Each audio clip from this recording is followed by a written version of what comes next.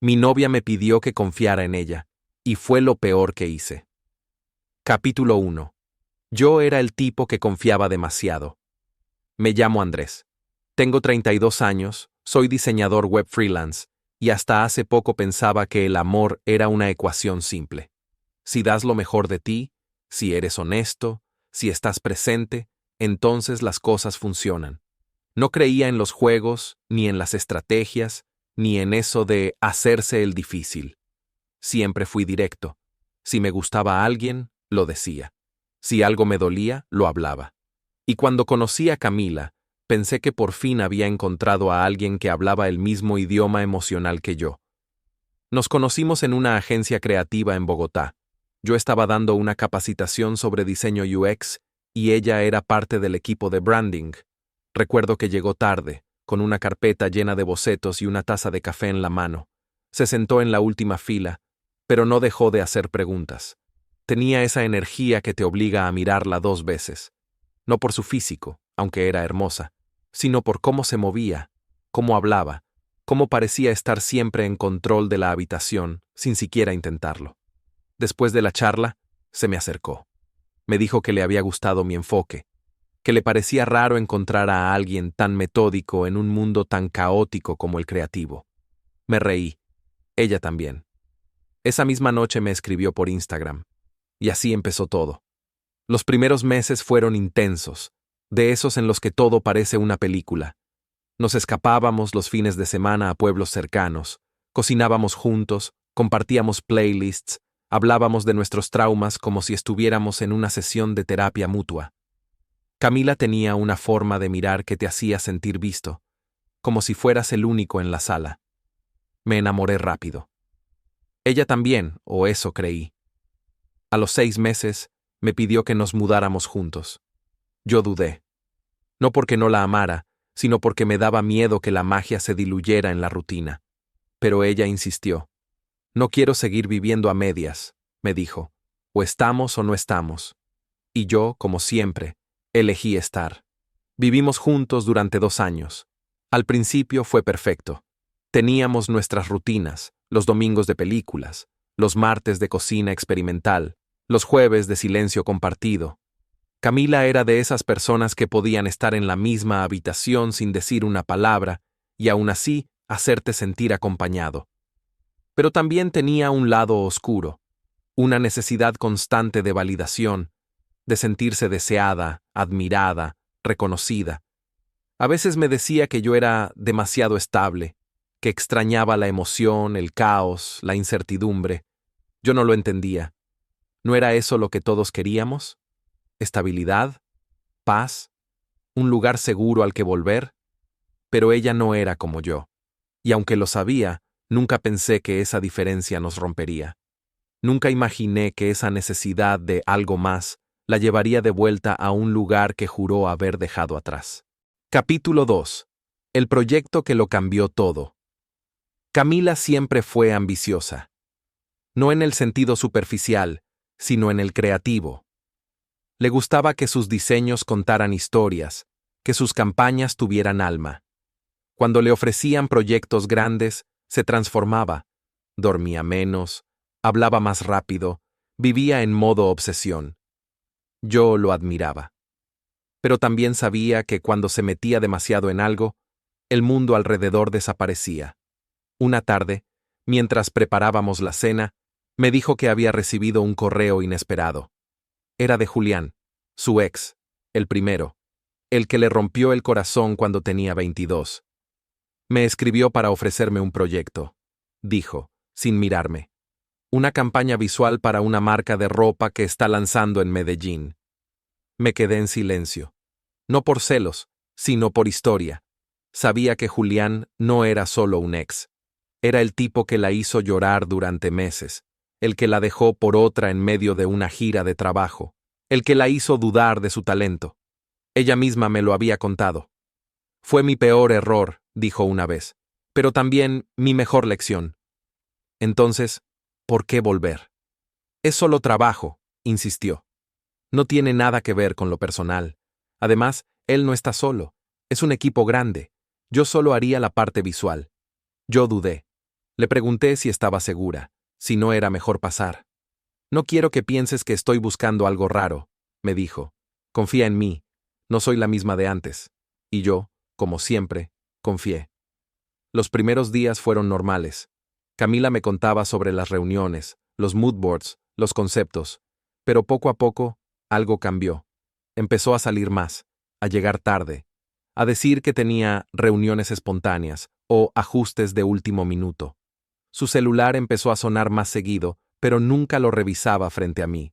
Cuando lo hacía, se iba al baño o a la habitación. Una noche, mientras veíamos una película, recibió un mensaje. Lo leyó, sonrió y bloqueó la pantalla. ¿Quién era?, pregunté. Nada importante, respondió. Un cliente preguntando por una entrega. No insistí, pero algo en su sonrisa me incomodó. Empezó a vestirse diferente, más arreglada, más provocativa. No era que no pudiera hacerlo, claro, pero lo hacía incluso para reuniones virtuales. Me gusta sentirme bien, decía. Además, es parte del branding. Yo quería creerle. Quería pensar que era solo una etapa, que el proyecto la tenía absorbida, que estaba creciendo profesionalmente, pero algo no cuadraba, y lo peor es que yo lo sabía, lo sentía, pero no quería aceptarlo, porque aceptar que algo estaba mal significaba aceptar que había confiado en alguien que no lo merecía. Y eso, para mí, era más doloroso que cualquier traición. Capítulo 3. El mensaje que rompió todo. Era jueves. Camila había salido temprano a una reunión urgente con el equipo de Medellín. Me dijo que no volvería hasta tarde, que no me esperara para cenar. Yo me quedé trabajando en casa, revisando unos prototipos para un cliente. A las 11:43 de la noche, escuché la puerta. Entró sin saludar, fue directo al baño, luego al cuarto. No me miró. No preguntó cómo estuvo mi día. Solo dijo, estoy agotada. Me acosté junto a ella. Su respiración era tranquila, como si el mundo no pesara. Pero yo no podía dormir. Algo me carcomía. No era celos, era intuición. Esa sensación que no grita, pero tampoco te deja en paz. A las 2:17 de la mañana, su celular vibró. Una notificación. No suelo revisar sus cosas. Nunca lo hice. Pero esa noche, algo me empujó. El teléfono estaba desbloqueado. Abierto en WhatsApp. El mensaje decía, no puedo dejar de pensar en lo que pasó ayer. ¿Lo repetimos mañana? Era de Julián. Mi cuerpo se congeló. Sentí que el aire se volvía denso. Abrí la conversación. Había más mensajes, fotos. Ellos dos en un restaurante, en su oficina, en su apartamento, en el sofá donde ella y yo veíamos películas. No eran fotos de trabajo, eran selfies íntimos, sonrisas cómplices, manos entrelazadas. Seguí leyendo. Había frases que me desgarraron. Me haces sentir viva otra vez. Con él todo es rutina. Contigo es fuego. No quiero que se entere. Aún no, no eran muchas, pero eran suficientes. Suficientes para romper algo que yo había tardado años en construir. Suficientes para entender que el proyecto no era solo profesional. Era personal. Muy personal. No dije nada. Cerré el celular. Me levanté. Fui a la sala. Me senté en el sofá. Ese mismo sofá. Y lloré. No por rabia, sino por decepción.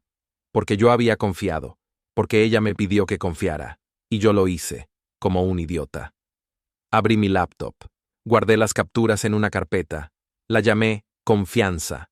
No por ironía, sino porque eso era lo que había perdido, lo que ella había roto. Esa noche no dormí. La miré mientras dormía. Pensé en todo lo que habíamos vivido, en los viajes, las risas, las peleas, las reconciliaciones. Pensé en cómo una decisión puede destruir años de historia. Pensé en cómo iba a enfrentarla, no con rabia, sino con verdad. Y pensé en algo que me dolió más que todo. Ella no me engañó por amor. Me engañó por emoción, por ego, por vacío. Capítulo 4. El enfrentamiento. El viernes amaneció con un silencio extraño. Camila se levantó antes que yo, preparó café, se maquilló con más detalle de lo habitual y salió sin decir mucho. Tengo una reunión larga, dijo desde la puerta. No me esperes para almorzar. Yo asentí sin mirarla. No podía. No después de lo que había leído la noche anterior. Pasé el día en automático. Respondí correos, edité un par de diseños, pero mi mente estaba atrapada en esa conversación de WhatsApp, en las fotos, en las frases, en la forma en que ella había hablado de mí como si fuera un mueble más en la casa. Con él todo es rutina. Esa frase me taladraba el pecho. A las 7:42 de la noche escuché la llave girar. Camila entró con bolsas de comida. Pedí sushi, dijo, tu favorito. Me miró con una sonrisa que parecía sincera. Pero yo ya no podía distinguir la verdad del disfraz. Esperé a que se cambiara de ropa, a que se sentara en el sofá, a que sirviera el vino. Y entonces, sin levantar la voz, le dije, ¿te divertiste ayer? Ella se congeló. ¿Qué? Con Julián, ¿te divertiste? Su rostro cambió. Pasó de la sorpresa al miedo en segundos. ¿Por qué dices eso? Saqué mi laptop, abrí la carpeta. Confianza. Le mostré las capturas, los mensajes, las fotos. No dije nada más, solo la miré. Camila se quedó en silencio. Luego bajó la mirada. No fue planeado, susurró. Solo pasó una vez. Mentira. Había más fotos, más mensajes, más noches. ¿Por qué? Pregunté. ¿Por qué me pediste que confiara en ti si ibas a romperlo todo? Ella empezó a llorar. No de culpa, de miedo. No sé. Me sentía vacía. Tú estabas tan enfocado en tu trabajo, en tu mundo. Yo necesitaba sentir algo. Necesitaba saber que aún podía provocar algo en alguien. ¿Y yo qué era? ¿Tu espectador? No, tú eras mi hogar. Pero a veces, el hogar se vuelve invisible. Esa frase me dolió más que cualquier traición. Porque era cierta. Porque yo también había dejado de mirar. Pero eso no justificaba lo que hizo. Le pedí que se fuera. No gritamos. No rompimos nada. Solo silencio. El tipo de silencio que pesa más que cualquier grito. Camila recogió sus cosas. Se fue sin mirar atrás. Y yo me quedé en ese apartamento que ahora parecía más grande, más frío, más vacío. Durante días no pude trabajar. No pude comer bien. No pude dormir. Me sentía traicionado, sí, pero también humillado, porque yo había confiado, porque ella me pidió que confiara, y yo lo hice, como un idiota. Y lo peor es que aún la amaba, pero ya no podía quedarme. Capítulo 5. Lo que aprendí. Pasaron días, no semanas, días. Porque el tiempo, cuando estás roto, no se mide en relojes, sino en silencios. En las veces que te despiertas en medio de la noche, esperando que todo haya sido una pesadilla. En los segundos que pasas mirando el techo, preguntándote en qué momento dejaste de ser suficiente. Camila se había ido. El apartamento estaba en silencio. Sus plantas seguían en la sala, como si se hubieran negado a irse con ella. Su taza favorita seguía en la cocina. Su perfume aún flotaba en el aire, pero ella ya no estaba. Y yo tampoco. No era solo la traición, era la forma, la frialdad, la planificación, el descaro. Me dolía más que me hubiera mentido mirándome a los ojos que el hecho de que se acostara con otro. Porque el cuerpo se recupera. Pero la confianza, no. Una tarde, mientras revisaba correos, recibí un mensaje de un número desconocido. Era Julián. Sé que no tienes razones para creerme, pero necesito contarte algo. Mi primer impulso fue bloquearlo, pero algo me detuvo. Quizás la necesidad de entender, de cerrar el círculo. Le respondí con una sola palabra. Habla. Lo que me dijo me dejó helado. Según él, Camila lo había buscado. No fue él quien la contactó. Fue ella quien lo encontró en LinkedIn, quien le propuso el proyecto, quien insistió en que trabajaran juntos. Al principio pensé que era una excusa para volver a hablar, escribió, pero luego me di cuenta de que no era por mí, era por ti. Me mandó capturas, conversaciones donde Camila le decía cosas como, no quiero volver contigo, solo quiero que Andrés sepa lo que se siente ser dejado atrás. Él me rompió el corazón cuando dijo que no quería casarse. Esto es justicia. Me quedé en shock. No solo me había engañado, me había usado como blanco de una venganza emocional. Todo por una conversación que habíamos tenido meses atrás, cuando ella me preguntó si quería casarme. Yo le dije que no estaba listo, que la amaba, pero que aún no me sentía preparado, que necesitaba tiempo. No grité, no lloré, solo cerré el chat. Me quedé mirando la pantalla, y por primera vez en semanas sentí algo parecido a claridad. Camila no me engañó por amor, me engañó por ego, por orgullo herido, porque no soportó que alguien le dijera, todavía no, porque confundió amor con validación, y porque, en el fondo, nunca me perdonó por no haberla elegido en el momento que ella necesitaba. Esa noche abrí la carpeta Confianza. Borré las fotos, los mensajes, todo. No porque la perdonara, sino porque ya no quería cargar con eso. Porque entendí que guardar pruebas no me devolvía la paz. Solo me mantenía atado a una historia que ya no era mía. Hoy vivo solo, no por miedo, sino por elección. He vuelto a leer, a cocinar, a salir con amigos que había descuidado. No estoy bien del todo, pero estoy mejor. Y eso, para mí, ya es un comienzo. Y cada vez que alguien me dice, confía en mí, recuerdo a Camila y a la carpeta que ya no existe, pero cuyo nombre aún resuena en mi cabeza. Confianza.